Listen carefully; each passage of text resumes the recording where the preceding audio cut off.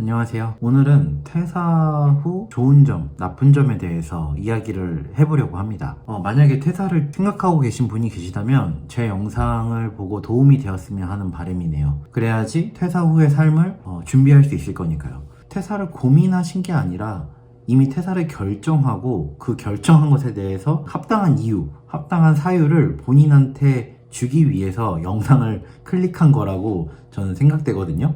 저도 그랬어요. 자, 이제 이야기를 좀 해보겠습니다. 지금 저는 이제 퇴사 한 2달, 이제 3달 차 되는 백수예요. 저랑 아내는 동시에 이제 퇴사를 했어요. 서로 다른 회사를 동시에 퇴사를 했거든요. 그래서 저희는 이제 둘 다 백수입니다. 아무튼 지금 퇴사 후에 3달 차가 되어 가는데요. 일단 좋은 점은 출퇴근 걱정이 없어요. 저는 이제 회사에 출근을 하기 위해서 1시간에서 1시간 10분 정도 대중교통 편도로 가야만 했거든요. 그 1시간 10분이라는 시간 동안 서서 갈 때도 있고 앉아 갈 때도 있는데 서서 가는 게 엄청 스트레스 받는 일이더라고요. 정말 이 지옥철을 벗어나면 얼마나 좋을까 생각을 매일마다 했던 것 같아요. 퇴사를 하면은 일단 출퇴근 걱정이 없어져요. 그리고 그런 지옥철을 탈 이유가 없죠. 그리고 두 번째는 상사 눈치가 없습니다. 뭐 예를 들어서 회사에 나가면은 회사의 일을 다 처리를 했어요. 그 일을 다 처리를 하고 나서 마음이 개운하지가 않아요. 왜냐면 회사 안에 있고 9시부터 6시까지 그 시간 안에 일거리를 빨리 처리해가지고 뭐 2시간 만에 일을 처리했다. 그럼 나머지 6시간 그 시간 동안 뭔가를 해야 되는 거예요. 왜냐면 이게 사실상 제가 어디서 기원했냐 생각을 해봤을 때 상사 때문이더라고요. 상사 눈치를 보고 회사 눈치를 보기 때문에 이 시간에 안절부절 못하는 거예요. 뭐라도 해야 되겠다. 일을 만들어서라도 해야 되겠다 라는 생각이 들 정도죠. 그래서 저는 이런 게 너무 싫었어요. 이 퇴사를 하고 나서 좋았던 점은 일단 상사 눈치를 보지 않는다. 그리고 마지막으로는 이제 잠을 많이 잔다. 그리고 좋은 거 또 하나가 더 있네요. 하고 싶은 걸 다 할 수 있다. 이거 뻔한 건가요? 그러면 이제 다음으로 넘어갈게요. 퇴사 후에 단점은 뭐냐? 저도 몇 가지 한번 좀 생각을 해봤는데요. 일단 가장 먼저 떠오르는 게 소득이 없죠. 소득이 발생되지 않으니까 일단 미래에 대한 걱정과 불안, 진짜 그 감정이 몰아쳐요. 잠을 못 잘 정도로 어떤 날은 정말 심각해져요.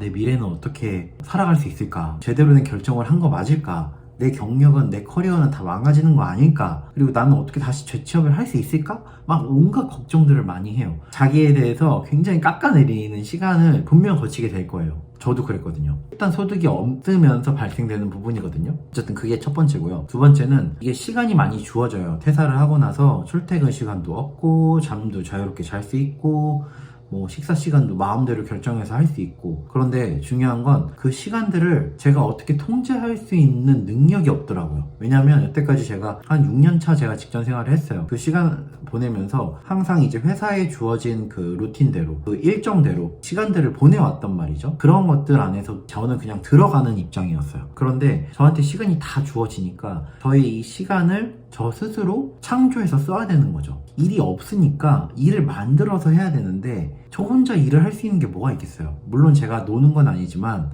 뭐 유튜브도 촬영하고 있고 뭐 블로그도 작성하고 있고 다양한 걸 해요. 근데 그 시간을 제 스스로 뭔가 결정하고 판단해서 해야 되기 때문에 그런 스스로 통제해야 되는 문제들이 생겨요. 그래서 이 부분도 퇴사하고 나서 이 부분이 안 되기 때문에 보통 사람들이 다시 재취업을 하는 경우가 많다고 하더라고요. 이제 그리고 마지막이에요. 식비, 그리고 메뉴 결정, 점심 메뉴. 왜냐면 회사 다니면은 회사 직장 동료들이 같이 있다 보니까 같이 결정할 수 있게 되는데, 저 같은 경우는 그래도 아내가 같이 이제 집에 있으니까 점심 고민을 같이 할 수 있는데, 그렇지 않으면 매일 라면을 먹었을 것 같아요. 그래서 뭐 영양 불균형이 일어나가지고 뭐 면역력이 나빠져서 몸이 악화될 수도 있겠죠. 살이 찐다 하더라고요, 퇴사 후에. 그런 메뉴 걱정이 분명 발생한다. 퇴사 후에 정말 장점과 단점이 있는데, 꼭 여러분들이 이제 퇴사를 결정하기 전에 제 영상을 본다면 장점이야 뭐 누구나 알 수 있겠죠. 근데 단점, 이 단점을 생각하시고 그것을 계획하셨으면 좋겠어요. 회사 안에서 이미 그런 것들을 뭘 할지를 생각을 하고 나와야 재취업까지의 기간을 더 버틸 수 있는 것 같아요. 이게 저도 이제 알아보니까